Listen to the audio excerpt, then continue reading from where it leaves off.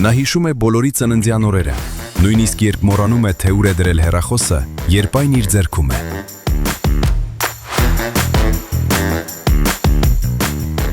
Երբ լսում ես նրա ծիծաղը, թվում է, թե կյանքում ոչ մի խնդիր չունի, բայց նա պարզապես կարողանում է ամեն մանրուքում տեսնել գեղեցիկը։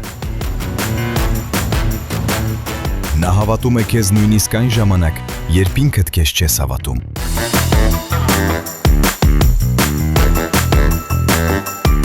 Նա հիշում է նույնիսկ այն բաները քո մասին, որոնք դու վաղուց մոռացել ես։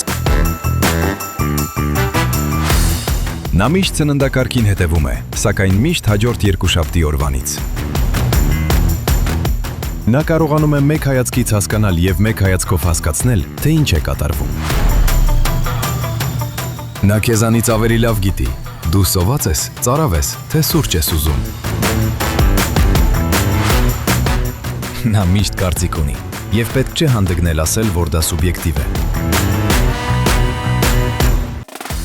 Նրա վրա հնարավոր չէ բարկանալ, որովհետև նրա ժպիտը զինաթափ է անում բոլորին և ամենքին։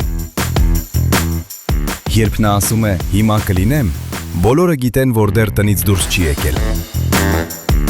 Նա ինչ-որ կերպ հասցնում է բլոգ վարել, գեղեցիկ լինել, գործերն անել, ու թվում է, թե նրա օրը 24 ժամից երկար է տևում։ Նրա պայուսակում կարելի է գտնել ամեն ինչ, բացի հենց այն բանից, ինչ այդ պահին փնտրում է։ Նա միշտ ասում է, որ սոված չէ, բայց մյուսների ուտելիքից մի պուճուր սիրով կփորձի։ Նա ասում է, սա ինձ պետք չէ, բայց մտքում արդեն գիտի, թե որ պայուսակի հետ է համադրելու։ Նա ամեն օր որոշում է կայացնում չասել, չխոսել ավելին, սակայն նրա դեմքի արտահայտությունը ամեն ինչ մատնում է։